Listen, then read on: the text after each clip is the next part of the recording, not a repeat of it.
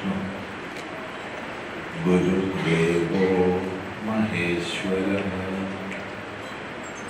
गुरु साक्षात् परं ब्रह्म तस्मै श्री गुरवे नमः। ओम सदाशिवसमारम्भां शंकराचार्यमध्यमाम् अस्मदाचार्यपर्यन्तां वन्दे गुरुपरम्पराम्।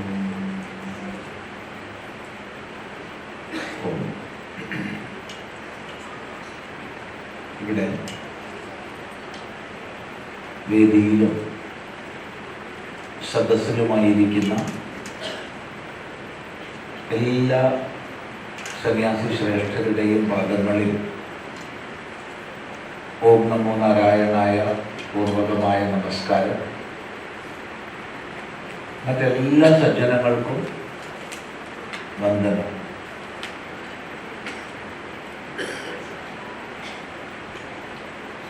മാർഗദർശക മണ്ഡലത്തിൻ്റെ കേരള ഘടകം ചിന്തിച്ചു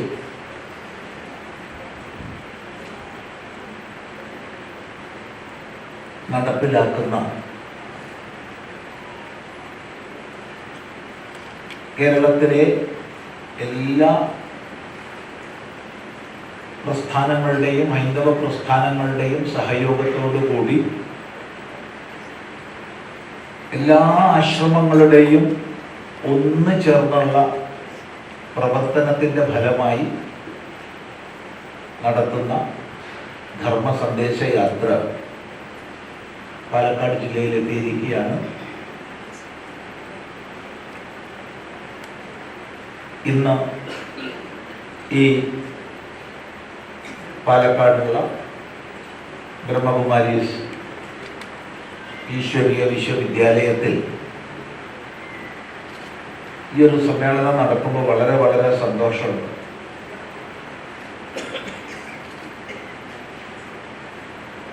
ഇത് തന്നെ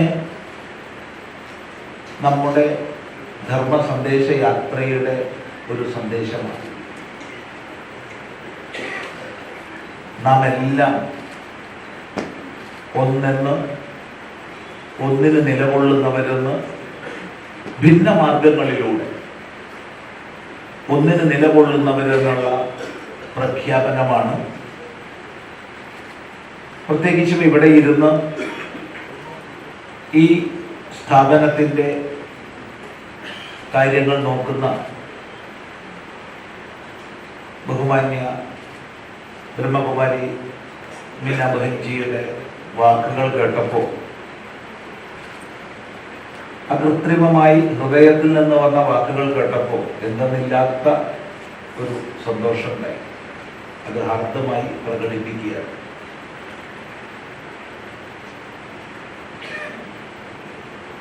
ഈ ഒത്തുചേർന്നിരിക്കുന്നത് നമ്മുടെ നേതൃ സമ്മേളനത്തിലാണ്. അതുകൊണ്ട് തന്നെ പൊതുവേദിയിൽ പ്രസംഗിക്കുന്ന ഭാഷയിലും രീതിയിലും ഇവിടെ പറയേണ്ട ആവശ്യമില്ല. അത് പൊതുവേദിയിൽ നമുക്ക് പറയാം.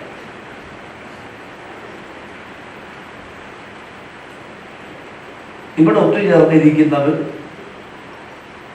ഒത്തുചേരാൻ ഉദ്ദേശിക്കപ്പെട്ടിട്ടുള്ളത് ഈ ജില്ലയിൽ വ്യത്യസ്ത മാർഗങ്ങളിലൂടെ ഹൈന്ദവ സമാജത്തെ സ്പർശിക്കുന്നവരും കൂടുതൽ സ്വാധീനിക്കാൻ സാധിക്കുന്നവരുമായവരാണ്. വ്യത്യസ്ത സാമുദായിക സാംസ്കാരിക സംഘടനകളുടെ നേതൃത്വം, അതുപോലെ വേദം, യോഗം, വാസ്തു, ജ്യോതിഷം, നൃത്തം, സംഗീതം, അങ്ങനെ മന്ത്രം, തന്ത്രം, അങ്ങനെ വ്യത്യസ്ത മേഖലകളിലെ ആചാര്യസ്ഥാനീയർ അതുപോലെ വ്യവസായ മേഖലയിൽ, വിദ്യാഭ്യാസ മേഖലയിലൊക്കെ സമാജത്തെ നയിക്കുന്നവർ, അങ്ങനെ ഹിന്ദു സമാജത്തെ ഇന്ന് സ്പർശിക്കുന്നവരും നാളെ കൂടുതൽ സ്വാധീനിക്കാൻ കെൽപ്പുള്ളവരുമായവരുടെ യോഗമാണ് എല്ലാ ജില്ലകളിലും ഹിന്ദു നേതൃസമ്മേളനങ്ങളിൽ വിഭാവനം ചെയ്തിട്ടുള്ളത്. വളരെ വളരെ സന്തോഷമുണ്ട്. കാസർഗോഡും കണ്ണൂരും വയനാടും കോഴിക്കോടും മലപ്പുറവും ഇപ്പോൾ പാലക്കാടും ഏറ്റവും ഭംഗിയായിട്ടാണ് ഈ നേതൃസമ്മേളനങ്ങൾ നമ്മൾ പ്രതീക്ഷിച്ചതിനേക്കാൾ നല്ല പങ്കാളിത്തത്തോടുകൂടി, നല്ല എന്ന് പറഞ്ഞത് എണ്ണം മാത്രം നോക്കിയിട്ടല്ല, അതിൻ്റെ മികവ് കൂടി നോക്കിയിട്ടാണ്. തീർച്ചയായിട്ടും ഹൈന്ദവ സമാജത്തിൻ്റെ വലിയൊരു ഉയർച്ചയുടെയും ഉണർച്ചയുടെയും നേർസാക്ഷ്യമാണ് ഈ യോഗങ്ങൾ. അതുപോലെ തന്നെയാണ് പൊതുസമ്മേളനം. അത് പൊതുസമ്മേളനത്തിൽ പറയാം, ഇപ്പൊ പറയുന്നില്ല. എന്തിനാണിത്? ഇവിടെ നമ്മൾ പ്രധാനമായി പറയാൻ ഉദ്ദേശിക്കുന്നത് ചരിത്രത്തിൽ നിന്ന് പാഠം ഉൾക്കൊള്ളുന്ന സമാജങ്ങൾക്ക് മാത്രമേ ലോകത്തിൽ എവിടെയായാലും നിലനിൽപ്പുണ്ടായിരുന്നുള്ളൂ. ചരിത്രത്തിൽ നിന്ന് പാഠം ഉൾക്കൊള്ളാത്ത ഒരു സമൂഹവും ഈ ലോകത്തിൽ നിലനിന്നിട്ടില്ല. ഗ്രീസിൽ നോക്കിയാലും റോമിൽ നോക്കിയാലും, ഇനി പ്രാചീന ബബിലോണിയൻ, മെസപ്പൊട്ടാമിയൻ സംസ്കാരങ്ങൾ നശിച്ചതിൻ്റെ ചരിത്രം നോക്കിയാലും, മായൻ സംസ്കാരവും ഇൻകോ സംസ്കാരവും നശിച്ചു എന്ന് പൂർണ്ണമായി പറയാൻ പറ്റില്ല, ക്ഷയിച്ചതിൻ്റെ ചരിത്രം നോക്കിയാലും, ഓസ്ട്രേലിയയിലും ആഫ്രിക്കയിലും അമേരിക്കയിലും ഒക്കെ ഉണ്ടായിരുന്ന പ്രാചീന സംസ്കൃതികൾ എങ്ങനെ ക്ഷയിച്ചു എന്നുള്ളത് പഠിച്ചാലും ഈ വസ്തുത മനസ്സിലാവും. ചരിത്രം നൽകിയ പാഠം ഉൾക്കൊള്ളാതെ ജീവിക്കുന്നവർക്ക് നിലനിൽപ്പില്ല.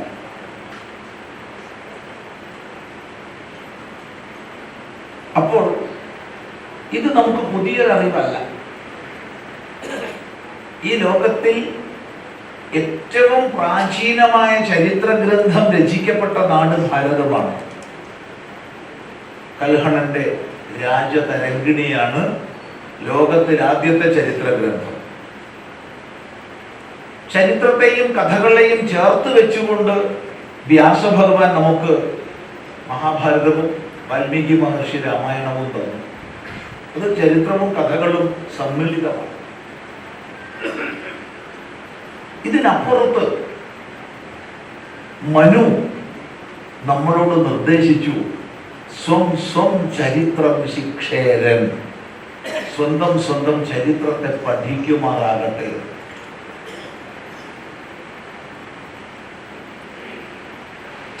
ചരിത്രം എന്നത് കഴിഞ്ഞു പോയതാണ്. ഇന്ന് രാവിലത്തെ സൂര്യോദയം ഒന്നുകൂടി കാണണമെന്ന് സാക്ഷാൽ ബ്രഹ്മാവ് ആഗ്രഹിച്ചാലും അസാധ്യമാണ്. കാരണം ഇന്നത്തെ സൂര്യോദയം കഴിഞ്ഞു, ഇനി നാളത്തെ സൂര്യോദയമേ ഉള്ളൂ. എന്നാൽ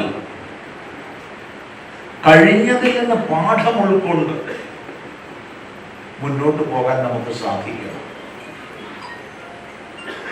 ആ ചരിത്ര പഠനം ഇന്നലെകളിലെ മഹത്വത്തെ ബോധിപ്പിക്കണം. ഇന്നിന്റെ പ്രതിസന്ധിയെ വസ്തുനിഷ്ഠമായി അപഗ്രഥിക്കാൻ കരുത്തേക്കണം. നാളെയിലേക്ക് ശക്തമായി ഉയരാൻ അതിനുവേണ്ട ഊർജം സംഭരിക്കാൻ നമുക്ക് സാധിക്കണം. ഈ മൂന്നും ചേർന്നതാണ് നമ്മൾ ഒത്തുചേർന്നിരിക്കുന്ന ഈ പ്രദേശം. ഏറ്റവും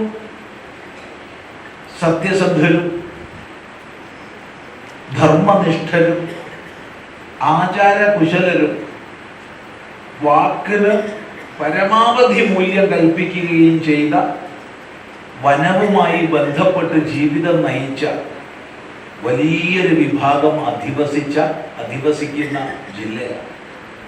കേവലം അട്ടപ്പാടി മാത്രം ഉദ്ദേശിച്ചല്ല പറഞ്ഞത്.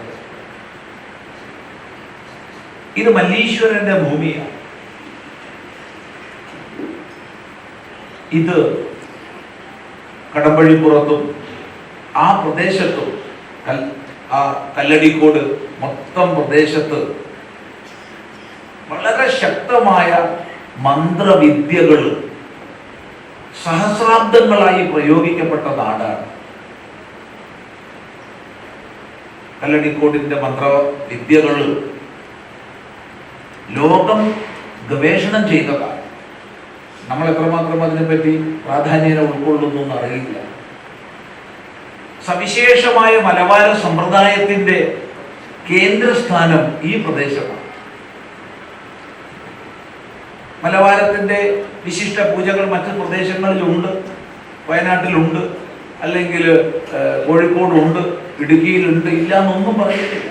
പക്ഷെ മലബാരത്തിന്റെ സമ്പ്രദായങ്ങളുടെ ആരൂഢം എന്ന് പറയുന്നത് നിസ്സംശയം പറയാം ഈ പാലക്കാട്. വില്വാദ്രിനാഥന്റെ ഭൂമി ഈ പാലക്കാടാണ്. ഇനി അവിടെ നിന്ന് ഇങ്ങോട്ട് വന്നാൽ മധ്യകാലഘട്ടത്തിൽ ഏറ്റവും അധികം അക്രമങ്ങൾ നടന്ന് കോട്ട പണിയപ്പെട്ടതും ഇവിടെ തന്നെയാണ്. ക്ഷേത്രധ്വംസനങ്ങളുടെ പരമ്പര വന്ന് അവസാനിച്ചത് ഒരുപക്ഷെ ഇവിടെയാണ്. മറക്കരുത്. ഇത് രണ്ട് ഭാഗങ്ങളാണ്, രണ്ട് ഭാവങ്ങളാണ്. എന്നാൽ സമാജത്തെ വേദത്തിന്റെ വൈദിക വീക്ഷണത്തിന്റെ അടിസ്ഥാനത്തിൽ ഉയർത്തിയ ഒട്ടനവധി മഹാപുരുഷന്മാരുടെ ജന്മം കൊണ്ട് അനുഗ്രഹിക്കപ്പെട്ടതാണ് ഇവിടെ. തപോവന സ്വാമികൾ, രാമാനന്ദ ഗുരുദേവൻ, കൊല്ലങ്കോട് ഗോപാലൻ നായർ, മൃഡാനന്ദ സ്വാമികൾ, ജ്ഞാനാനന്ദ സരസ്വതി സ്വാമികൾ, അങ്ങനെ പറയാൻ പുറപ്പെട്ടു കഴിഞ്ഞാൽ പലരെയും വിട്ടുപോവുക എന്നൊരു കൃതജ്ഞത സംഭവിക്കും.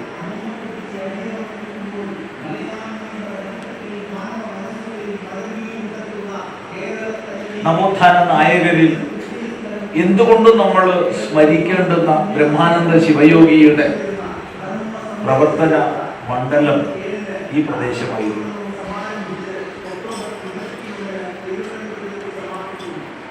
ഒരുപക്ഷെ ഒരു കാലഘട്ടത്തിൽ ബഹിഷ്കൃതരായി പോയേക്കാമായിരുന്ന അനേകം അമ്മമാർക്ക് ആത്മവിശ്വാസമേകി ഈ ധർമ്മത്തിൽ അവരെ പിടിച്ചു നിർത്താൻ വേണ്ടി ശ്രീരാമകൃഷ്ണദേവന്റെ നേർ ശിഷ്യനായ നിർമ്മലാനന്ദ സ്വാമികൾ പരിശ്രമിച്ചത് ഈ ജില്ലയിലാണ്. മറക്കരുത്. കേരള തനിമ എന്ന് നമ്മൾ പറയുമ്പോൾ ആദ്യം ഓർമ്മിക്കേണ്ടുന്ന ഒരു പുഴയുണ്ട്. കേരളത്തിന്റെ മധ്യത്തിലൂടെ ഒഴുകുന്ന പുഴ. ആ പുഴയ്ക്ക് പാലക്കാട് പുഴ എന്നോ മലപ്പുറം പുഴ എന്നോ ആരും പറഞ്ഞു കേട്ടിട്ടില്ല. ഒട്ട് കേരളപ്പുഴ എന്നും പറഞ്ഞു കേട്ടിട്ടില്ല. മറിച്ചത് ഭാരതപ്പുഴയാണ്. ഭാരതപ്പുഴ എന്ന പേര് നൽകുന്ന ഒരു സന്ദേശമുണ്ട്. ആ സന്ദേശം നമ്മൾ ഉൾക്കൊള്ളണം. കാരണം പലരും നമ്മളെ പറഞ്ഞ് പഠിപ്പിച്ചിട്ടുണ്ട് കേരളം ഒന്ന് വേറെ തന്നെയാണ്, ഭാരതം മറ്റു പ്രദേശമൊക്കെ ഒന്ന് വേറെ. പണ്ട് കേരളവും ബംഗാളും വേറെ എന്നാ പറഞ്ഞിരുന്നത്. അങ്ങനെയാണ് നമ്മളെ പഠിപ്പിച്ചത്. മറ്റു പ്രദേശങ്ങളൊക്കെ ഒരുപോലെയാണ്, പക്ഷെ കേരളവും ബംഗാളും ഒന്ന് വേറെയാണ്. പിന്നെ പിന്നെ ബംഗാളിനെ മാറ്റി പറയേണ്ടി വന്നു. അപ്പൊ കേരളം ഒന്ന് വേറെയാന്നാ പറയണത്. അതൊന്ന് മാറ്റിക്കണ്ടേ?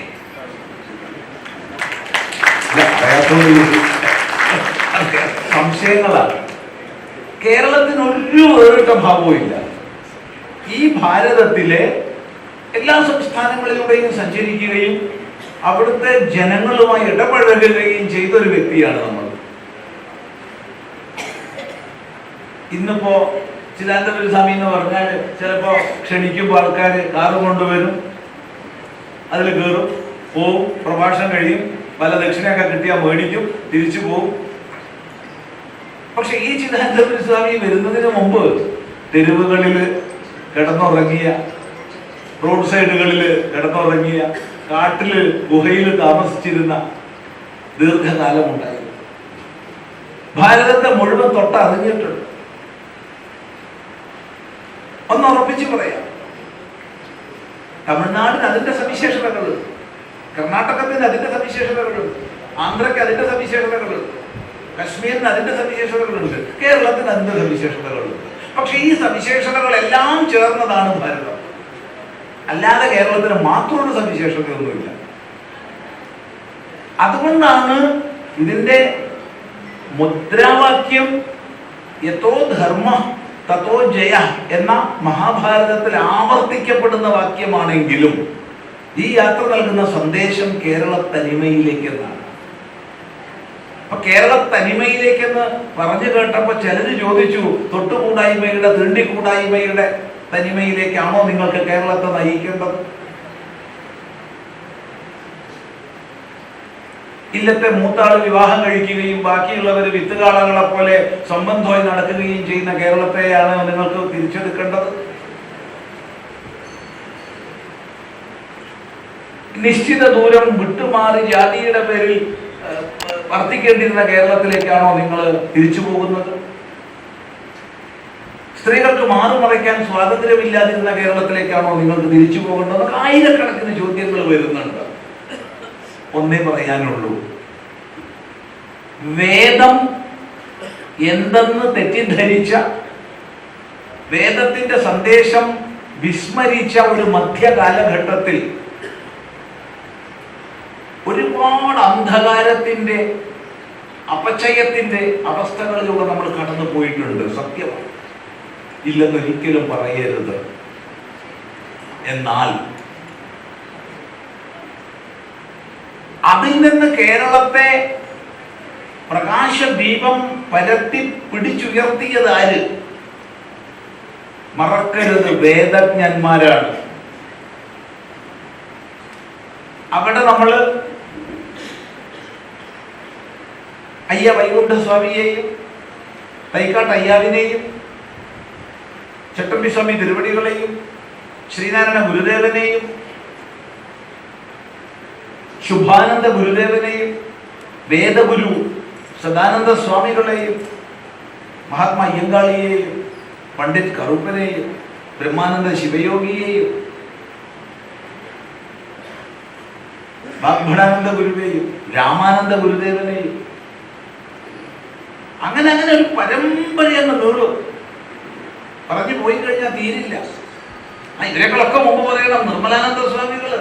കാരണം പന്തിഭോജനത്തെ കുറിച്ചൊക്കെ നമ്മൾ പറയാറുണ്ട്. ഇന്ന് പന്തിഭോജനത്തിന് യാതൊരു പ്രാധാന്യവും ഇല്ല. എന്നാൽ ആ കാലഘട്ടത്തിൽ അചിന്ത്യമായ രീതിയിൽ വ്യത്യസ്ത, തൊട്ടുകൂടാ തീണ്ടിക്കൂടാ, ദൃഷ്ടിയിൽപ്പെട്ടാൽ ദോഷമാണെന്നുള്ളവർക്ക് പന്തിഭോജനം നടത്തുക മാത്രമല്ല, ഓരോരുത്തരും കഴിച്ച ഇല എടുക്കാൻ മുണ്ടും പൊക്കി കെട്ടി മുന്നോട്ട് പോയ നിർമ്മലാനന്ദ സ്വാമികളുടെ മനോഹര ചിത്രമുണ്ട്. അത് മറക്കരുത്. ശ്രീരാമകൃഷ്ണദേവന്റെ നേരിട്ടുള്ള ശിഷ്യനായിരുന്നു.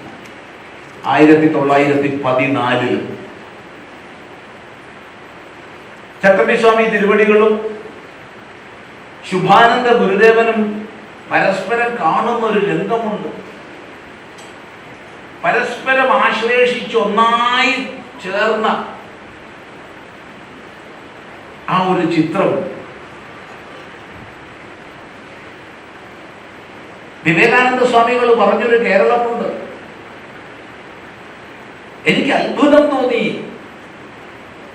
കാരണം ശുദ്ധ സംസ്കൃതത്തിൽ, പ്രൗഢ സംസ്കൃതത്തിൽ എന്നോട് സംസാരിച്ച സ്ത്രീകള് കൊടുങ്ങല്ലൂര് വെച്ച്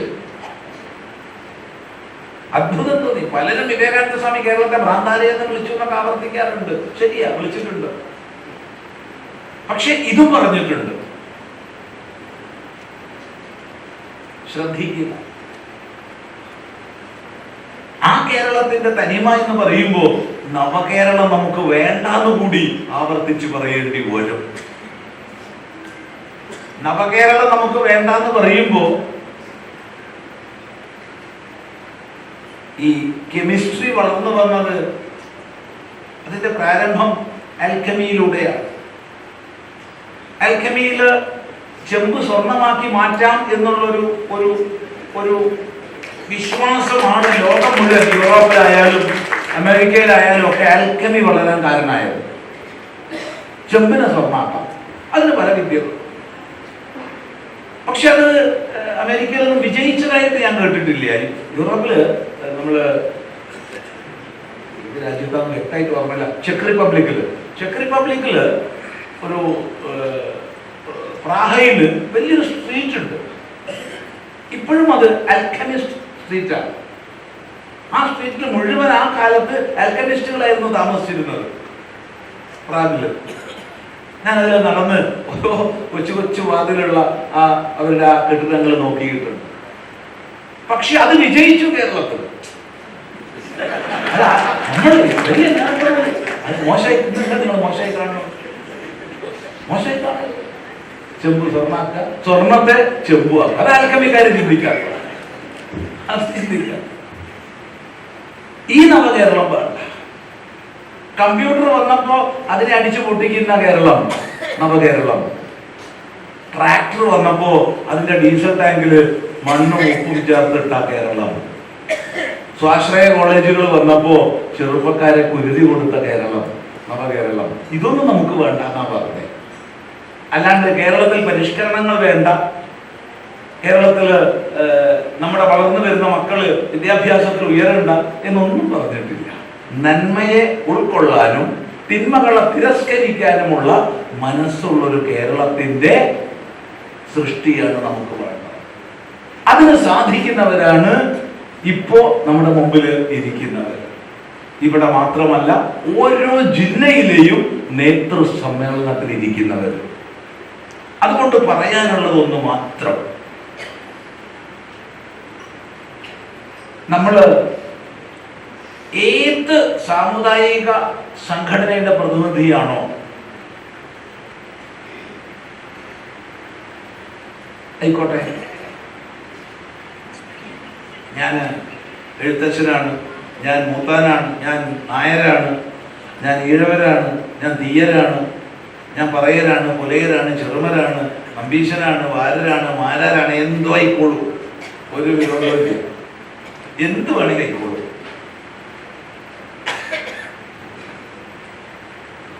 പക്ഷേ നായരുണ്ടാവണമെങ്കിൽ ഹിന്ദു നായരാണ്, ഈഴവരുണ്ടാവണമെങ്കിൽ ഹിന്ദു ഈഴവാണ്, മാരാരുണ്ടാവണമെങ്കിൽ ഹിന്ദു മാരാ, ചെറുമരുണ്ടാവണമെങ്കിൽ ഹിന്ദു ചെറുമ.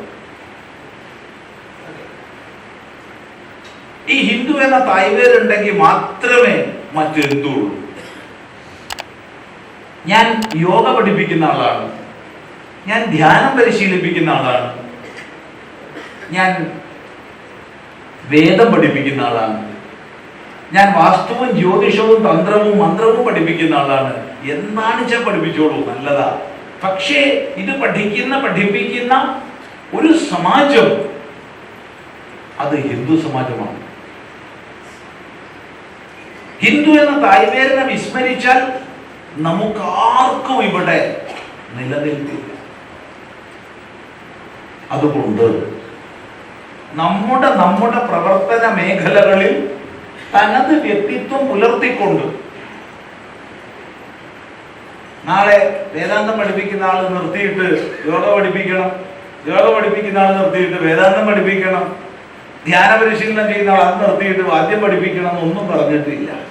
തനത് വ്യക്തിത്വത്തെ നിലനിർത്തിക്കൊണ്ട് നമ്മുടെ ഗുരു പരമ്പര നമുക്ക് തന്ന ആദേശങ്ങളെ പാലിച്ചുകൊണ്ട് പ്രവർത്തിക്കുമ്പോൾ ഹിന്ദുധർമ്മം, സനാതന ധർമ്മം എന്നുള്ളതിനെ മുൻനിർത്തി അതിനെ പോഷിപ്പിക്കും വിധമേ നമ്മിൽ നിന്നൊരു വാക്ക് വരാൻ പാടുള്ളൂ, ഒരു ചിന്ത ഉണ്ടാവാൻ പാടുള്ളൂ, ഒരു പ്രവൃത്തി ഉണ്ടാവാൻ പാടുള്ളൂ. അല്ലാതെ നമ്മളെ ഭിന്നിപ്പിക്കുന്ന ഒരു ചിന്ത, ഒരു വാക്ക്, ഒരു പ്രവൃത്തി നമ്മളിൽ നിന്നുണ്ടാവരുത്. ഇത് നമ്മൾ പ്രതിജ്ഞ ചെയ്താൽ മതി.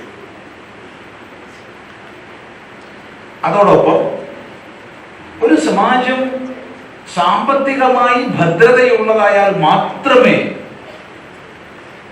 നിലനിൽക്കൂ, ഉയർന്നു പോകൂ. ഏത് വ്യക്തിയാണോ, ഏത് കുടുംബമാണോ, ഏത് സമാജമാണോ സാമ്പത്തികമായി താഴേക്ക് പോകുന്നത്, അവർ ചവിട്ടി മതിക്കപ്പെടും മറ്റുള്ളവരാണ്. അവര് വിധേയരും ആശ്രിതരുമായി തീരും. വിധേയർക്ക് ആശ്രിതർക്ക് വ്യക്തിത്വമില്ല. ശാരീരികമായ കരുത്തുണ്ടായതുകൊണ്ട് നിലനിൽക്കാൻ പറ്റില്ല. ശാരീരികമായ കരുത്ത് നിർബന്ധമാണ്, അത് വേറെ വിഷയം, അത് പിന്നെ പറയാം. ശാരീരികമായ കരുത്ത് നിർബന്ധമാണ്. പക്ഷെ ശാരീരികമായ കരുത്ത് പലപ്പോഴും വ്യക്തമായ ദിശാബോധവും ഐക്യവും ഇല്ലെങ്കിൽ ഗുണം ഉണ്ടാവില്ല എന്ന് മാത്രമല്ല, ദോഷകരമായി തീരാനും സാധ്യതയുണ്ട്. ഇത് പറയുമ്പോൾ എൻ്റെ മനസ്സിൽ വന്നത്, ഒരു വേദിയിൽ ഒരു ചോദ്യം ഉന്നയിക്കപ്പെട്ടു. ഒരു കൊച്ചു കുട്ടിയാണ് ചോദിച്ചത്. വലിയ വേദിയാണ്, ആയിരക്കണക്കിന് ആൾക്കാരുള്ളൊരു പ്രഭാഷണ വേദിയാണ്. അവിടുന്ന് ഒരു കൊച്ചു കുട്ടി ഒരു ചോദ്യം ചോദിച്ചു എന്നോട് നേരിട്ട്. സ്വാമി, ഏറ്റവും ദുഃഖിച്ച സന്ദർഭം ഏതാണ്? വല്ലാത്തൊരു ചോദ്യമായിരുന്നു. എന്നെ ചിന്തിപ്പിച്ച ചോദ്യമായിരുന്നു. അപ്പൊ ഞാൻ ആ കുട്ടിയോട് തിരിച്ചൊരു ചോദ്യം ചോദിച്ചു. സ്വാമി, ഏറ്റവും ദുഃഖിച്ചെന്ന് പറഞ്ഞാൽ ഞാൻ സന്യസിച്ചതിന് ശേഷം ഉള്ളതല്ലേ മോൾ ഉദ്ദേശിച്ചത്? അതെ, സന്യസിച്ചതിന് ശേഷം സ്വാമി ഏറ്റവും ദുഃഖിച്ച സന്ദർഭം ഏതാണ്? അപ്പോ എനിക്ക് പറയേണ്ടി വന്നു, ഞാൻ ഘാനയിൽ പോയ സന്ദർഭത്തിൽ.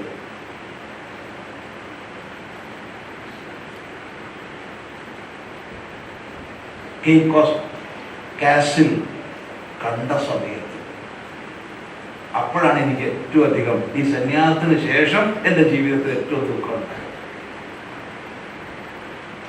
കാരണം വളരെ വലിയ ബ്രിട്ടീഷ് രീതിയിൽ ഉള്ള വലിയ 3 നില കെട്ടിടം, 100 കണക്കിന് മുറികളും ഹാളുകളുള്ള കാസിലാണ് കാസിൽ. അതിന്റെ മുകളിൽ ഗവർണർക്ക് താമസിക്കാൻ, കിടക്കാൻ, മറ്റ് ലൈംഗിക ബന്ധങ്ങളിൽ ഏർപ്പെടാൻ ഒക്കെയുള്ള മുറികൾ പ്രത്യേകം ഉണ്ട്. മദ്യപിക്കാൻ നിറയെ ജനവാതിലുകളുണ്ട്. അതിവിശാലമായ വായുസഞ്ചാരമുള്ള പ്രകാശപൂർണമായ മുറികൾ.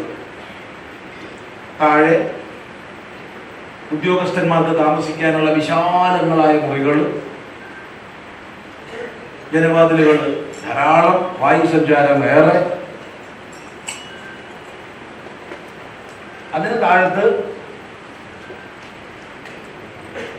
താഴത്ത് ഈ അടിമകളെ വാങ്ങാനും വിൽക്കാനും വിലപേശാനും ലേലം വിളിക്കാനൊക്കെ ഉള്ള ഹാളുകൾ, ചുറ്റുപാട് നിരന്നു നിൽക്കുന്ന പീരങ്കികൾ 100 കണക്കിന്. പണ്ട് കാലത്തെ പീരങ്കിയിൽ ഉപയോഗിച്ച ഉണ്ടകൾ, ഇതെല്ലാം ഉണ്ട്. ഇതൊക്കെ കണ്ടപ്പോൾ സ്വാമിക്ക് എന്തിനാ സങ്കടാവുന്നേ? ഇതൊന്നും കണ്ടപ്പോൾ അല്ല സങ്കടം. ഇത് കഴിഞ്ഞ അടിയിൽ 2 അണ്ടർഗ്രൗണ്ട് ചേംബറുകൾ.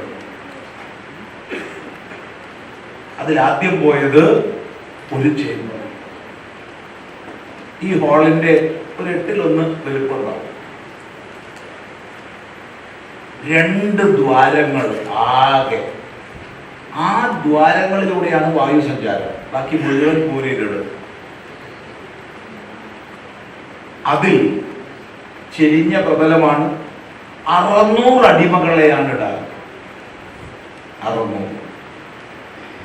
അവരുടെ മലവും മൂത്രവും അതിൽ തന്നെ. അവർക്ക് ദ്വാരത്തിലൂടെ ഇട്ട് കൊടുക്കുന്ന ഭക്ഷണം ഈ മലവും മൂത്രമായിട്ട് അവർ കഴിക്കുക. അടുത്ത ബസ്സിൽ വരുന്നത് വരെ 3-4 മാസം ഈ അറയ്ക്കുള്ളിലാണ് അവർ. കരുത്തില്ലാത്തവരാണോ? അല്ല. വലിയ ശരീരമുള്ള 6 അടി പൊക്കമുള്ള ബലിഷ്ഠമായ ശരീരമുള്ള കറുത്ത വർഗക്കാർ. അവര് ചങ്ങലയ്ക്കുള്ളിൽ തളയ്ക്കപ്പെട്ട് 600 പേരാണ് ആ ചേംബറിനുള്ളിൽ. അതിൽ മലം, അതിൽ മൂത്രം, അതിൽ ഭക്ഷണ പദാർത്ഥം. അങ്ങനെ 4-5 മാസം അവര് അതിനുള്ളിൽ കിടക്കേണ്ടുന്ന അവസ്ഥ. ഇത് കണ്ടപ്പോഴല്ല സങ്കടം തോന്നിയത്. അപ്പൊ തന്നെ സങ്കടം തുടങ്ങിയ ഉള്ളില്.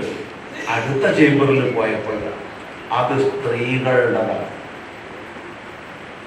ആ സ്ത്രീകളുടെ ചേംബറിൽ 360 പേരെയാണ് ഇട്ടിരുന്നത്. ഓർമ്മിക്കുക, ഒരു സ്ത്രീക്ക് എങ്ങനെയായാലും മാസത്തിൽ 1 പ്രാവശ്യം മെൻസ്ട്രേഷൻ വരും, ആർത്തവം വരും. ഈ മലവും മൂത്രവും കൂടാതെ ആർത്തവ രക്തവും. ഒന്ന് മനസ്സിലൊന്ന് സങ്കല്പിച്ചു നോക്കും. അതിനുള്ളിലേക്ക് ഇട്ടുകൊടുക്കുന്ന ഭക്ഷണം, അതിനുവേണ്ടി തിക്കും തിരക്കും കൂട്ടുന്ന നമ്മുടെ സഹോദരിമാര്, ഒന്ന് മനസ്സ് സങ്കല്പിക്കും. മുകളില് 2x3 അടി നീളവും വീതിയുള്ള ദ്വാരമുണ്ട്. ആ ദ്വാരത്തിലൂടെ ആരാണ് ലൈംഗിക ബന്ധത്തിന് തയ്യാറ് എന്ന് വിളിച്ച് ചോദിച്ചാൽ ഗത്യന്തരമില്ലാതെ ഉണ്ടെന്ന് പറഞ്ഞാൽ അവരെ കയറ് വലിച്ച് കയറ്റി ഒരു കിണറിൽ മുക്കാൻ ഒരു കിണറുണ്ട്. കിണർ കഴിഞ്ഞ് സായിപ്പിന് കൊടുക്കുകയായി. ഗർഭിണിയാവാതിരുന്നാൽ അവൾക്ക് കൊള്ളാം, ഗർഭിണിയായാൽ കടലിലേക്ക്. എന്താ, അവർക്ക് ബലമുണ്ടായിരുന്നില്ലേ? ഇന്നും ലോകത്തിൽ ഏറ്റവും ബലിഷ്ഠമായ ശരീരത്തോട് കൂടിയവരാണ് അവർ ഇന്നും.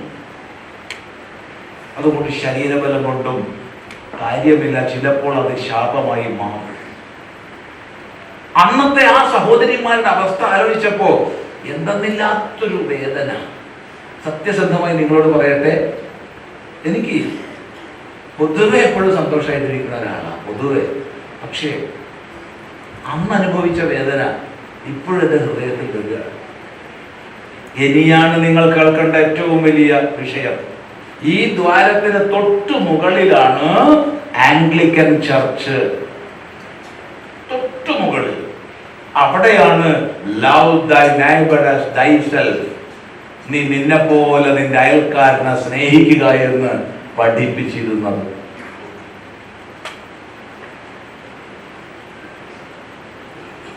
ഈ ചരിത്ര പാഠങ്ങള് ആഫ്രിക്കയുടേതല്ല.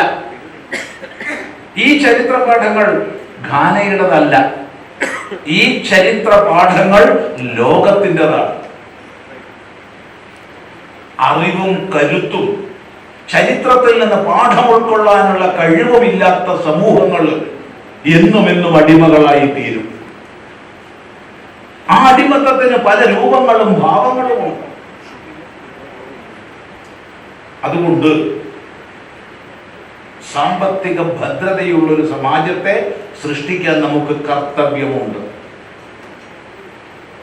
നമ്മുടെ ഏത് സംഘടനകളിൽ പ്രവർത്തിക്കുന്നവരാണോ 1% ഫണ്ട് നമ്മുടെ സമാജത്തിന്റെ സാമ്പത്തിക ഭദ്രതയ്ക്ക് ആർക്കും കിറ്റ് കൊടുക്കരുത്. കിറ്റ് കൊടുക്കല്ല വേണ്ടത്. ഞാൻ ഓണക്കിറ്റ് കൊടുക്കുന്നു, വിഷു കിറ്റ് കൊടുക്കുന്നു, വേണ്ട. പകരം അത് സ്വരൂപിച്ച് ഒരാൾക്കെങ്കിലും തൊഴിൽ കൊടുക്കുക. ഒരാൾക്കെങ്കിലും അങ്ങനെ തൊഴിൽ ലഭിച്ച ആളോട് അതിന്റെ വരുമാനം കൊണ്ട് നീ മറ്റൊരാൾക്ക് കൊടുക്കണമെന്ന് നിർദ്ദേശിക്കുക. നീ എനിക്ക് പൈസ തിരിച്ചു തരണ്ട. ധാരാളം സാധ്യതകളുണ്ട്, ധാരാളം സാധ്യതകളുണ്ട്. ഇത് പാലക്കാട് ജില്ലയാണ്. ഇവിടുന്ന് വളരെ അടുത്താണ് തമിഴ്നാട്. നേരെ നമുക്ക് വളരെ കേരളത്തിലെ ഏറ്റവും വില കുറഞ്ഞ രീതിയിൽ കരിക്ക് കൊണ്ടുവരാൻ പറ്റുന്നത് പാലക്കാടേക്കാണ്. ഒരു 5 കിലോമീറ്റർ ഇടവിട്ട് കരിക്ക് കച്ചവടം ചെയ്യാൻ നമുക്ക് എന്തുകൊണ്ട് വ്യക്തികൾക്ക് പണം നൽകിക്കൂടാ? സംഘടനകൾക്ക് നമ്മുടെ സംഘടനയിൽപ്പെട്ടവരെ തയ്യാറാക്കിക്കൂടാ? ഒരു 5 കിലോമീറ്ററിൽ ഇടവിട്ട് അല്ലെങ്കിൽ 10 കിലോമീറ്ററിൽ ഇടവിട്ട് അത്ര കച്ചവടം വലിയ ലാഭമുള്ളതാണ് പറഞ്ഞത്. വെറുതെ പണിയല്ല. അതിന് ഒരു പണിയില്ല. പകല് വേറെ പണിയെടുത്ത ആളായാലും വൈകുന്നേരം അത് കൊണ്ടുവന്ന് കൊണ്ടുവന്ന് നിരത്തി വെച്ച് ഒരു ലൈറ്റൊക്കെ ഇട്ട് ചൈനീസ് മതി, അതിന് മാത്രം ചൈനീസ് ഉപയോഗിക്കാം, നല്ല ഭംഗിയുണ്ടാവുന്നതാണ്. അതിനൊരു എവിടെ നോക്കിയാലും ഒരേ മാതൃക വേണം, പ്രത്യേകം ശ്രദ്ധിക്കണം. ഒരു കോമൺ ബ്രാൻഡിങ് വേണം അതിന്. അത് പാലക്കാടും കോഴിക്കോടും മലപ്പുറം ഒരേ വർണ്ണമായിരിക്കണം. നല്ല ക്വാളിറ്റി അത്തറുകൾ ഭാരതത്തിലാണ് ഉണ്ടാക്കുന്നത്. ഉത്തർപ്രദേശിൽ നല്ല ശുദ്ധമായ എല്ലാ അത്തറുകളും ഉണ്ടാക്കുന്നു. അത് വില കുറഞ്ഞെത്തിക്കാൻ നമുക്ക് സാധിക്കും. അത് നിർമ്മാണ യൂണിറ്റുകളിൽ ഹൈന്ദവ പ്രസ്ഥാനങ്ങളുമായി ബന്ധപ്പെട്ട് നമുക്ക് വില കുറഞ്ഞെത്തിക്കാൻ പറ്റും. കച്ചവടം ചെയ്യും. പച്ചക്കറി, പഴം, മാല, പൂവ്, എന്തൊക്കെ സാധിക്കും. ഞാൻ വലിയതല്ല പറയണത്, വലിയ മുതൽ മുടക്കുള്ള നിങ്ങളൊരു ഒരു വലിയൊരു സൂപ്പർ മാർക്കറ്റോ മോളോ തുടങ്ങി നാളെ തമ്മിലടിക്കാനല്ല പറയുന്നത്. മറിച്ച് ചെറിയ ചെറിയ വ്യാപാരങ്ങൾ. ഇതിന്റെ ലാഭം എത്രയാണെന്നറിയോ? അന്വേഷിച്ചു നോക്കുക, അപ്പൊ മനസ്സിലാവും. ഒരു കരിക്ക് കച്ചവടക്കാരൻ വൈകുന്നേരം ആകുമ്പോഴത്തേക്ക് 8,000 രൂപയെങ്കിലും ലാഭം ഉണ്ടാക്കുന്നുണ്ട് ഹൈവേ സൈഡില്. അതിന് ഉചിതമായ സ്ഥലം തിരഞ്ഞെടുക്കണം. പിന്നെ അവന്റെ കയ്യില് നല്ല വെട്ടി തിളങ്ങുന്ന വജ്രായുധം പോലുള്ള നല്ല ഒരു 5 വെട്ടുകത്തിയെങ്കിലും ഉണ്ടാവുകയും ചെയ്യും.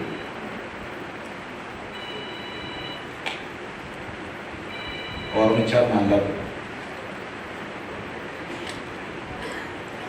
അതിനൊരു നിയമവും ഇല്ല, ഇത്ര കത്തിയെ വെക്കാവുന്ന നിയമമില്ല.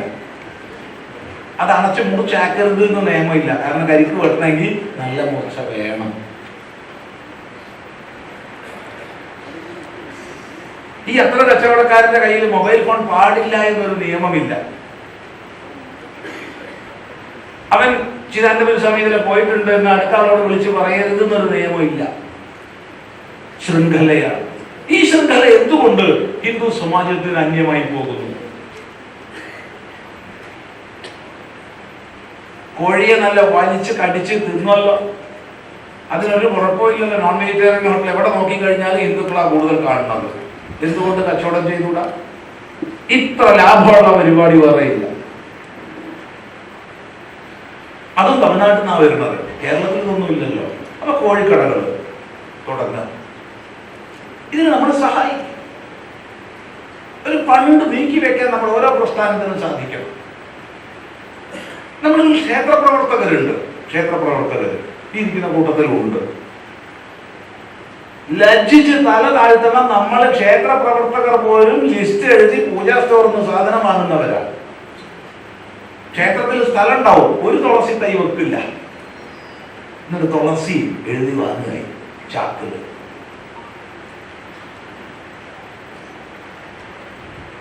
ഓരോ ജില്ലയിലും പഞ്ചായത്തുകൾ എത്ര ഉണ്ട് വെച്ചാൽ ആ പഞ്ചായത്തുകൾ മാത്രം നോക്കിയാൽ 100 കണക്കിന് ക്ഷേത്രങ്ങളും കാവുകളും നമുക്കുണ്ട്. ഒരു പഞ്ചായത്തിൽ 100 കണക്കിന് കാവുകളും ക്ഷേത്രങ്ങളും ഉണ്ട്. ഹൈന്ദവ ഗൃഹങ്ങൾ എത്ര ഉണ്ട്? ഇവിടങ്ങളിലൊക്കെ ഉപയോഗിക്കുന്ന വസ്തുവാണ് ചന്ദനത്തിരി, കർപ്പൂരം തുടങ്ങിയവ. അപ്പൊ ഒരു കോർഡിനേഷൻ കമ്മിറ്റി ഓരോ പഞ്ചായത്തിലും ഉണ്ടാക്കിയാൽ അവിടത്തേക്ക് വേണ്ട ഇത്തരം ശുദ്ധദ്രവ്യങ്ങളെ നമുക്കുണ്ടാക്കാൻ സാധിക്കും. കുറെ പേർക്ക് തൊഴിലാവും. അതിൽ രാസവസ്തുക്കൾ ഉപയോഗിച്ച് തട്ടിപ്പ് ചെയ്യരുത്, ശുദ്ധമായിട്ട് വേണം ഉണ്ടാക്കാൻ. കുറച്ച് വില കൂടും, സാരമില്ല, നമ്മുടെ നാട്ടിലേക്കാണ്. ഒരുപാട് പേർക്ക് തൊഴിലാവും. എന്നല്ല ശുദ്ധ വസ്തു ഉപയോഗിക്കും. ഇന്നത്തെ കഥ ഭീകരമാണ്. ഇന്ന് ഓരോരോ തിരിയൊക്കെ കത്തിച്ചു വെച്ച് കഴിഞ്ഞാൽ ഒരു ഒരു ഒരു തിരിയുടെ പരസ്യമുണ്ട്, ചന്ദനത്തിരിയുടെ, just burn it and reach heaven. ശരിയാ, അത് സത്യം പറഞ്ഞു. കാരണം ഏത് കത്തി സ്വാമിജി, സ്വാമിന്റെ ഒക്കെ അനുഗ്രഹം കൊണ്ടാന്ന് തോന്നുന്നു കേട്ടോ, ഇപ്പൊ എനിക്ക് നല്ല ഏകാഗ്രത ജപിക്കാനിരുന്നാൽ ഒരു സഹജ സമാധി പോലെ തോന്നും. ഞാൻ ചോദിക്കും, എടാ നീ ഈ തിരി കത്തിച്ചു വെക്കാറുണ്ടോ? ആ, അതാ വേറെ ഒന്നുമല്ല, മയങ്ങി പോണതാ. വേറെ ഒന്നുമല്ല, അത്ര വലിയ കെമിക്കൽസാ ചേർക്കണേ.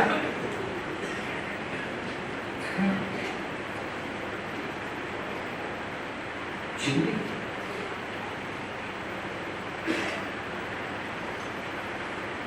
അപ്പോ ഇങ്ങനെയുള്ള മേഖലകളിൽ നമ്മൾ സമന്വയിച്ച് സഹകരിച്ച് ഏത് രീതിയിൽ മുന്നോട്ട് പോകാൻ കഴിയും? ഓരോ സംഘടനയും അതത് പഞ്ചായത്ത് തലത്തിലെങ്കിലും ചിന്തിക്കുക.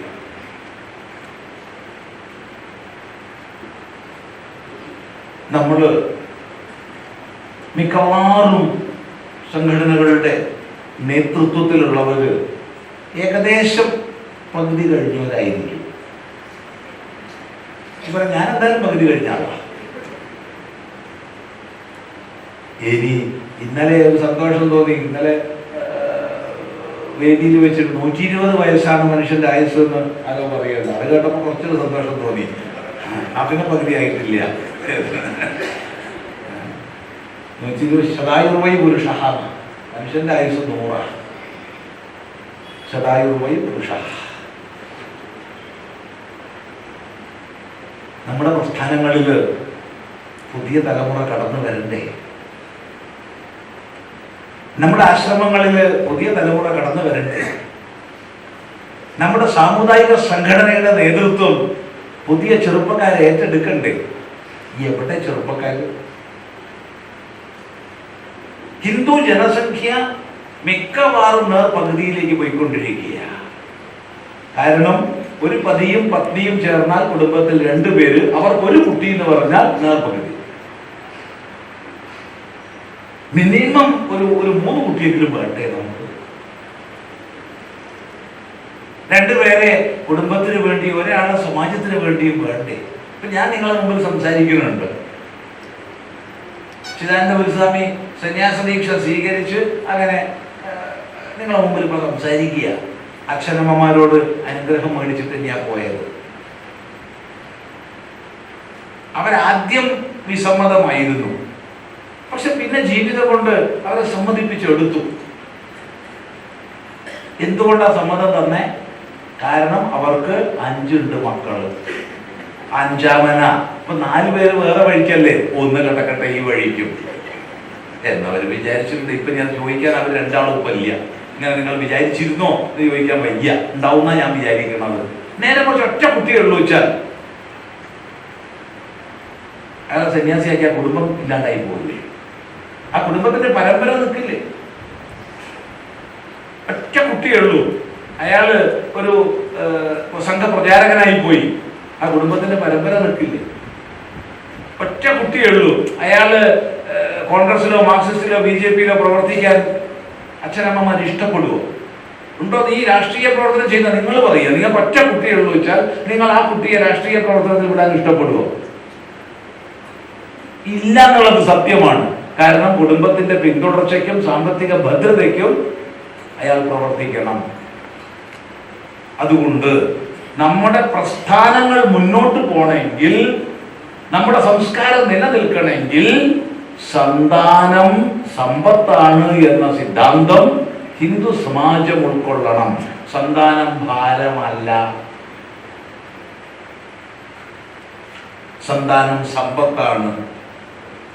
കേരളത്തിലെ മതാധിഷ്ഠിതമായ ജനസംഖ്യ തോത് പഠിച്ചു കഴിഞ്ഞാൽ അതിഭീഷണമാണ്. ചിലരൊക്കെ ഭൂരിപക്ഷ സമുദായം എന്നൊക്കെ പറഞ്ഞ് കേൾക്കാറുണ്ട് ഹിന്ദുവിനെ കുറിച്ച്. കേൾക്കുമ്പോൾ സഹതാപം തോന്നും. ഏതർത്ഥത്തിലാണ് ഭൂരിപക്ഷം? ശരിയാണ്, ഭാരതത്തിൽ ഇപ്പോഴും ഭൂരിപക്ഷമാണ്, അല്ലെന്ന് പറയുന്നില്ല. പക്ഷെ ഈ ഗ്രോത്ത് റേറ്റ് മുന്നോട്ട് പോയാൽ ഏതാനും കൊല്ലം കൊണ്ട് ന്യൂനപക്ഷമാവും. കേരളത്തിൽ ഇപ്പോഴും ഭൂരിപക്ഷം അല്ല. ഇനി സർക്കാരിന്റെ ഏത് ഏജൻസിയെന്ന് എനിക്ക് ഓർമ്മയില്ല. കഴിഞ്ഞതിന് മുമ്പത്തെ മാസം ഒരു റിപ്പോർട്ട് കണ്ടിരുന്നു. കേരളത്തിൽ ജനിക്കുന്ന കുട്ടികളിൽ മതത്തിന്റെ അടിസ്ഥാനത്തിലുള്ള ഒരു തരംതിരിവ്. 39 പേരാണ് ഹിന്ദുക്കൾ, 100ൽ 39. ശ്രദ്ധിച്ച നന്ന്. അതിനേക്കാൾ എത്രയോ താഴെയാണ് ക്രിസ്ത്യാനികൾ, എത്രയോ താഴെയാണ്. ഹിന്ദുവും ക്രിസ്ത്യാനിയും കൂട്ടിയാൽ 50 ഇല്ല, അത്രയേ ഉള്ളൂ. ബാക്കിയൊക്കെ മുസ്ലിമാണ്. നമ്മൾ തിങ്കളും ഞായറും ചൊവ്വയും ബുധനും വ്യാഴവും വെള്ളിയും ശനിയും ഒക്കെ ദോഷം നോക്കി കല്യാണം കഴിക്കുമ്പോഴത്തേക്ക് കാലം എത്രയാവും? അണ്ടശക്തിയും പോവും, ബീജശക്തിയും പോവും. പിന്നെ ഇൻഫെർട്ടിലിറ്റി ക്ലിനിക്കിന്റെ പിന്നില് ക്യൂ നിൽക്കുക. സത്യമാണോ മാത്രം ചിന്തിച്ചാൽ മതി.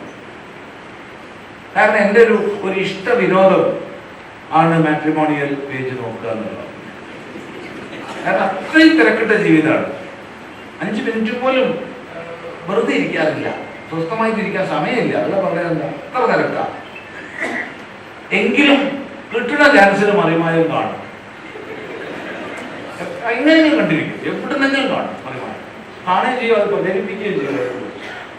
നല്ല അശ്ലീലം ഒന്നുമില്ലാത്ത നല്ല സാമൂഹിക വിമർശനങ്ങളാണ് അതിൽ വരുന്നത്. അവിടെ മറിമായം ടീമിന് എന്നോട് വലിയ ഇഷ്ടമാണ്. കാരണം ഞങ്ങൾക്ക് വലിയ പരസ്യം തരുന്നുണ്ടാകും. മറ്റൊന്ന്, പത്രങ്ങളിൽ മാട്രിമോണിയൽ പേജ്. സ്വാമിക്ക് എന്താ വിവാഹാലോചന ഉണ്ടോ? ഇനിയിപ്പോ വിവാഹാലോചിക്കുക. പിന്നെ എന്തിനാ? അത് കാണാനുണ്ട് സുഖ. 48 വയസ്സായ ഈഴവ സുന്ദരിക്ക്, 48 വയസ്സായ നായർ സുന്ദരിക്ക് വിവാഹാൽ. എന്റെ സുന്ദരി, നീ ഇത്രകാലം എവിടെയായിരുന്നു? ഒന്ന് ആലോചിച്ച് നോക്കൂ. ഇവിടെയാണ് ചൊവ്വാദോഷം, ബുധൻ ദോഷം, വ്യാഴം ദോഷം, വെള്ളി ദോഷം, ശനി ദോഷം, ഞായർ ദോഷം, തിങ്കൾ ദോഷം. പിന്നെ ശുദ്ധജാതകം, അശുദ്ധജാതകം. ഇവിടെയുള്ള ജ്യോതിഷ പണ്ഡിതന്മാർ ഒന്നും പറഞ്ഞു തന്നാൽ തരക്കേടില്ല. എന്താണ് ഈ ശുദ്ധജാതകം, അശുദ്ധജാതകം? അങ്ങനെ ഒരു സങ്കേതം ജ്യോതിഷത്തിൽ ഉണ്ടോ? ഒന്നും പറഞ്ഞു തന്നാൽ തരക്കേടില്ല. ചൊവ്വാദോഷമൊക്കെ ഞാൻ മനസ്സിലാക്കി. ശനി, ചൊവ്വ തുടങ്ങിയ ഗ്രഹങ്ങളുടെ ഒക്കെ സ്ഥിതിഗതികളെ കുറിച്ച് സാമാന്യം ചിലർക്ക് അറിയാം. പക്ഷെ ശുദ്ധം അശുദ്ധം എന്നൊരു സംജ്ഞ ഏത് പ്രാമാണിക ശാസ്ത്രത്തിൽ ജ്യോതിഷത്തിലുണ്ട്? ആരെങ്കിലും പറഞ്ഞു തന്നാൽ ഉപകാരം.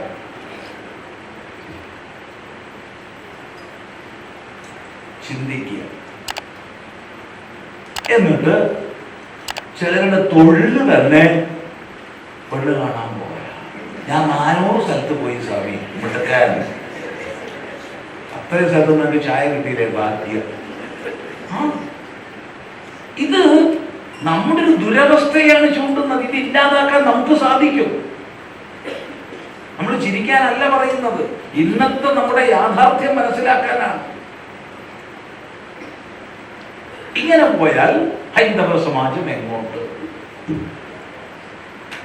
അതുകൊണ്ട് സന്താനങ്ങൾ നമുക്ക് വേണം, സമ്പത്ത് നമുക്ക് വേണം, സംഘടനാ ബോധം വേണം.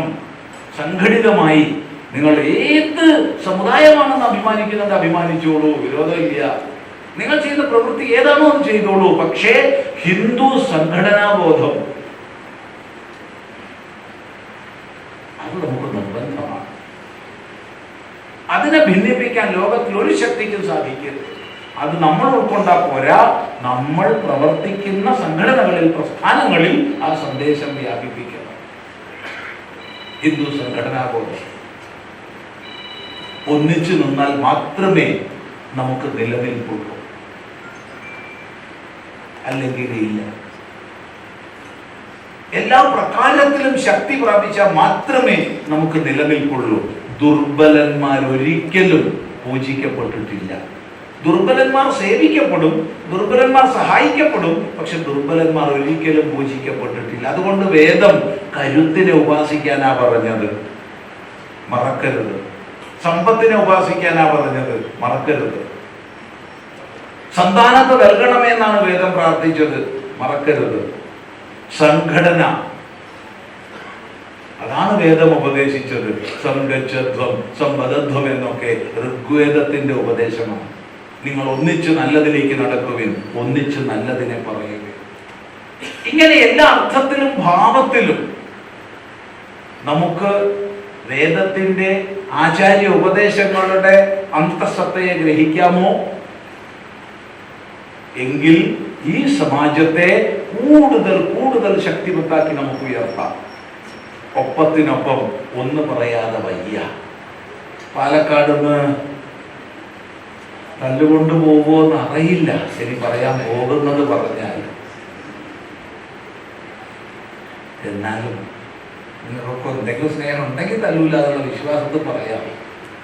ദയവ് ചെയ്ത് ക്ഷേത്രങ്ങൾ കേന്ദ്രീകരിച്ച ധൂർത്തൊഴിവാക്കുക. ഈ പാലക്കാട് വെക്കുന്ന കരിമരുന്നിന്റെ സംഖ്യ എത്രയാ? ഒരു കൊല്ലം ഈ പാലക്കാട് വേലയ്ക്കായാലും പൂരത്തിനായാലും കത്തിച്ചു തീർക്കുന്ന കരിമരുന്നിന്റെ പണം എത്രയുണ്ട്? ഒന്ന് കൂട്ടി നോക്കുക. ക്ഷേത്ര കമ്മിറ്റികളൊന്ന് പരസ്പരം ചർച്ച ചെയ്യുക. എന്തെല്ലാം സേവാ പ്രവർത്തനം അതുകൊണ്ട് ചെയ്യാം. ഇങ്ങനെ അന്തരീക്ഷ മലിനീകരണം വരുത്തിയിട്ട് നമുക്ക് കാര്യമുണ്ടോ? എത്രമാത്രം കാർബൺ മോണോക്സൈഡും സൾഫർ ഡയോക്സൈഡും ലെഡ് ഓക്സൈഡുകളുമാണ് പ്രസരിക്കുന്നത്. എത്രമാത്രം പ്രകമ്പനങ്ങൾ സമീപസ്ഥങ്ങളായ ഗൃഹങ്ങളിലെ ഗർഭിണികളുടെ ഗർഭത്തിന് വരെ ദോഷമുണ്ടാകുന്ന തരം പ്രകമ്പനങ്ങളാണ് ഉണ്ടാകുന്നത്. ഇതുകൊണ്ട് എന്ത് കാര്യമുള്ളത്? അപ്പോൾ ഒരു കമ്മിറ്റി പ്രസിഡന്റ് ഈ പാലക്കാട് ജില്ലയിൽ നിന്ന് തന്നെ എന്നോട് ചോദിച്ചിട്ടുണ്ട് ഒരു 10 കൊല്ലം മുമ്പ്, ഇതൊക്കെ അനാദി കാലമായുള്ള ആചാരമല്ലേ സ്വാമി? ഞാൻ ചോദിച്ചു, പ്രസിഡന്റ് ഈ കരിമരുന്ന് കണ്ടുപിടിച്ചിട്ട് എത്ര കാലമായി? അല്ല, അനാദികാലമായുള്ള ആചാരം എന്ന് പറഞ്ഞാൽ ഈ കരിമരുന്ന് കണ്ടുപിടിച്ചിട്ട് കാലം അനാദികാലമായിട്ട് കണ്ടുപിടിച്ചിട്ടുണ്ടാവണമല്ലോ. ഇല്ല. ദയവ് ചെയ്ത് അങ്ങനെയുള്ള ധൂർത്തുകൾ ഒഴിവാക്കുക. ഇന്നിപ്പോ ധൂർത്ത് വർദ്ധിച്ചു വരിക. വിവാഹ ധൂർത്തൊക്കെ ആയിരുന്നു നമ്മൾ 4-5 കൊല്ലം മുമ്പൊക്കെ പറയാറ്. ഇപ്പൊ പിറന്നാളിന് പോലും ധൂർത്ത. എന്തൊക്കെയാ നമ്മൾ പുതുതായിട്ട് കൊണ്ടുവരണമെന്ന് അറിയില്ല. അപ്പൊ നമ്മുടെ മക്കളുടെ വിവാഹം ഉണ്ടോ, 1 സെന്റ് ഭൂമിയെങ്കിലും മോളുടെ പേരിൽ വാങ്ങിക്കൊടുക്കൂ. ദയവ് ചെയ്ത് ധൂർത്ത് ഒഴിവാക്കൂ. ഈ പൊങ്ങച്ചങ്ങൾ ആർഭാടങ്ങൾ ഒഴിവാക്കുക. ഇല്ലെങ്കിൽ നമ്മുടെ സമാജം ക്ഷയിക്കും. കാരണം വേദം നമ്മളോട് അനുശാസിച്ചിട്ടുണ്ട്, കുശലാന്ന പ്രമദിതവ്യം എന്ന്. നിന്റെയും കുടുംബത്തിന്റെയും രക്ഷയ്ക്ക് വേണ്ടി എന്ത് ചെയ്യണോ അതിൽ നിന്ന് മടിച്ച് പിന്മാറരുത്. അതുകൊണ്ട് കരുത്ത്, എല്ലാ അർത്ഥത്തിലുമുള്ള കരുത്ത് ഉള്ള സമാജമാക്കി തീർക്കാൻ ഓരോരുത്തരും പ്രയത്നിക്കുക എന്ന് മാത്രം പറഞ്ഞ് ഈ ധർമ്മസന്ദേശ യാത്രയുടെ പ്രതിനിധി സമ്മേളനത്തിൽ പ്രസംഗങ്ങൾ മാത്രമല്ല ഉദ്ദേശിച്ചത്, സംശയ നിവാരണങ്ങൾ മാത്രമല്ല, മറിച്ച് വിവിധ പ്രസ്ഥാനങ്ങളുടെ പ്രതിനിധികൾക്ക് ഹ്രസ്വമായ ഭാഷയിൽ അവരുടെ അഭിപ്രായങ്ങൾ പറയാനുള്ള അവസരമുണ്ട്, സംശയങ്ങൾ ചോദിക്കാനുള്ള അവസരമുണ്ട്, ചോദ്യങ്ങൾ ഉന്നയിക്കാനുള്ള അവസരമുണ്ട്. അതിനൊക്കെയുള്ള അവസരങ്ങളുണ്ട്. വൈകുന്നേരം പൊതുസമ്മേളനത്തിൽ അതിനുള്ള അവസരങ്ങൾ ഇല്ല.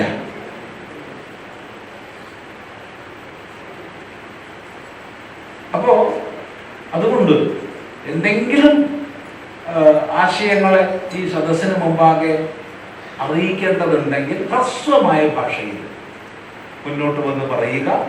ഇനി ചോദ്യങ്ങളോ സംശയങ്ങളോ ഉണ്ടെങ്കിൽ ഹ്രസ്വമായ ഭാഷയിൽ അത് ചോദിക്കുക. അതിനുള്ള സമയമാണ് നമ്മുടെ ഇതിൻ്റെ സമയം. 1 മണി വരെയാണ് ഈ നേതൃസമ്മേളനം. വളരെ ചെറിയ ഒരു പ്രതിജ്ഞയും അതിനുശേഷം കൃതജ്ഞതയും ശാന്തി മന്ത്രവും അവസാനമുണ്ട്. അതുവരെയുള്ള സമയം നമുക്കുണ്ട്. അതുകൊണ്ട് ഈ പറഞ്ഞത് അഭിപ്രായ പ്രകടനം, സംശയം, ചോദ്യം തുടങ്ങിയവയ്ക്കുള്ള സമയമാണ്. പ്രത്യേകിച്ച് ഓരോ ജില്ലയുടെ സവിശേഷതകൾ ആ ജില്ലയിലുള്ളവർക്ക് കൂടുതൽ അറിയും. അതിനനുസരിച്ചുള്ള ആശയങ്ങൾ കൂടി വരട്ടെ. പ്രത്യേകിച്ച് ഒന്നുകൂടി ഓർമ്മിപ്പിക്കാം, ഈ യാത്ര ആരംഭിച്ചത് കുദ്രോളി ഗോകർണനാഥേശ്വര ക്ഷേത്രത്തിൽ നിന്ന് ദീപം ജ്വലിപ്പിച്ചുകൊണ്ട് ശ്രീനാരായണ ഗുരുദേവൻ പ്രതിഷ്ഠിച്ച ക്ഷേത്രങ്ങളിൽ ഏറ്റവും വടക്കേ ഭാഗത്തുള്ള, ഗുരുദേവൻ പ്രതിഷ്ഠിച്ച ക്ഷേത്രം എന്നല്ല പറഞ്ഞത്, ക്ഷേത്രങ്ങളിൽ ഏറ്റവും വടക്കേ ഭാഗത്തുള്ള എന്നാണ്. അതിന് പ്രാധാന്യമുണ്ട്. കാരണം ഗുരുദേവൻ ഹിന്ദു അല്ല എന്ന് വരെ പറഞ്ഞുകൊണ്ടിരിക്കുന്ന കാലത്താണ് നമ്മൾ ജീവിക്കുന്നത്.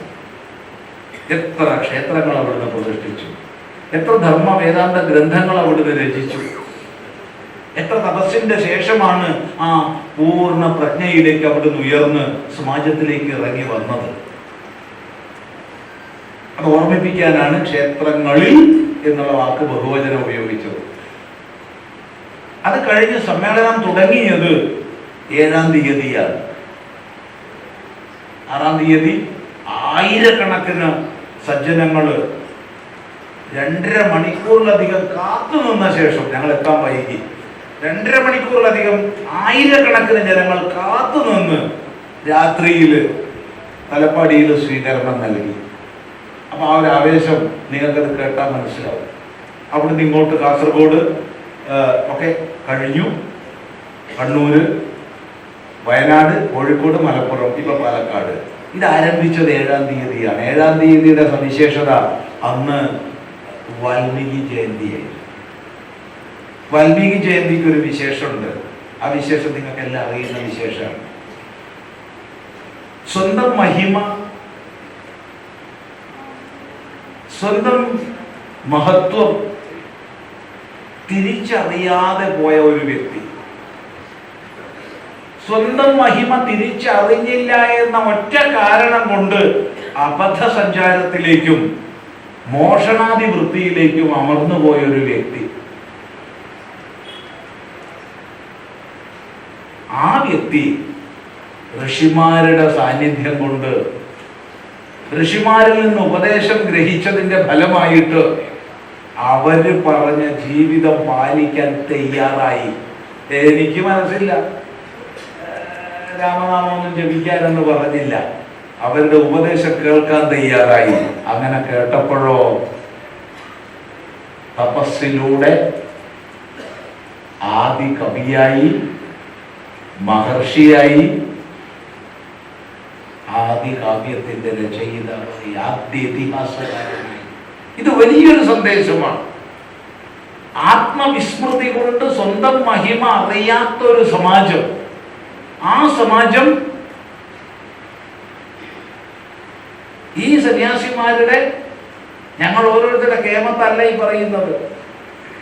ഇവിടെ ഞങ്ങൾ ആരും സ്വന്തം അഭിപ്രായങ്ങൾ പറയുന്നവരല്ല, മറിച്ച് അനാദികാലമായി ഋഷീശ്വരന്മാർ നൽകിയ സന്ദേശത്തെ ഇന്നത്തെ കാലത്തിനനുസരിച്ച് പറയുന്നേ ഉള്ളൂ. പുതിയൊന്നും ഞങ്ങൾ പറയാനില്ല. ഈ ഋഷിമാരുടെ സന്ദേശത്തിലേക്ക് നമ്മൾ തിരിഞ്ഞാൽ നമുക്കും മഹിമയെ പ്രാപിക്കാമെന്നുള്ള സന്ദേശമാണ് വാൽമീകി ജയന്തി നൽകുന്ന സന്ദേശം. അന്ന് ആരംഭിച്ചത് സമാപിക്കുന്നതോ എല്ലാ ഇരുളിനെയും വകഞ്ഞു മാറ്റി ആസുരിക ശക്തികളെ ഇല്ലാതാക്കി പ്രകാശം പരത്തേണ്ടുന്ന ദീപാവലിക്കാണ്. ആ ദീപാവലി ഈ പ്രാവശ്യം രാത്രി 20-നാണ് വരുന്നത്. പക്ഷെ 20-ഉം 21-ഉം ചേർന്നിട്ടാണ്. അതുകൊണ്ട് ഭാരതത്തിൽ പല സ്ഥലത്ത് 21-നാണ് ആചരിക്കുന്നത്, പല സ്ഥലത്ത് 20-നാണ്. ഇവിടെ 20-നാണ്. അപ്പൊ 20-ാം തീയതി നമ്മളെല്ലാവരും നമ്മുടെ ഗൃഹങ്ങളിൽ, നമ്മുടെ സ്ഥാപനങ്ങളിൽ, നമുക്ക് സാധിക്കുന്ന ഇടങ്ങളിലൊക്കെ ധർമ്മജാഗരണ ജ്യോതി ഉയർത്തണം, തെളിയിക്കണം. ഒരു സങ്കല്പം, ഈ ധർമ്മ സന്ദേശ യാത്ര ശുഭമായി, അത് ഉദ്ദേശിക്കുന്ന ഫലം സമാജത്തിൽ പ്രസരിപ്പിക്കും വിധമാകണം എന്നൊരു സങ്കല്പത്തോടു കൂടി ധർമ്മജാഗരണത്തിന്റെ ജ്യോതി എല്ലാവരും സാധിക്കുന്നിടങ്ങളിലൊക്കെ പരമാവധി ശ്രദ്ധാപൂർവം ജ്വലിപ്പിക്കണം എന്നുകൂടി പറഞ്ഞ് ഈ വാക്കുകൾ ഉപസംഹരിക്കുകയാണ്. സന്തോഷം.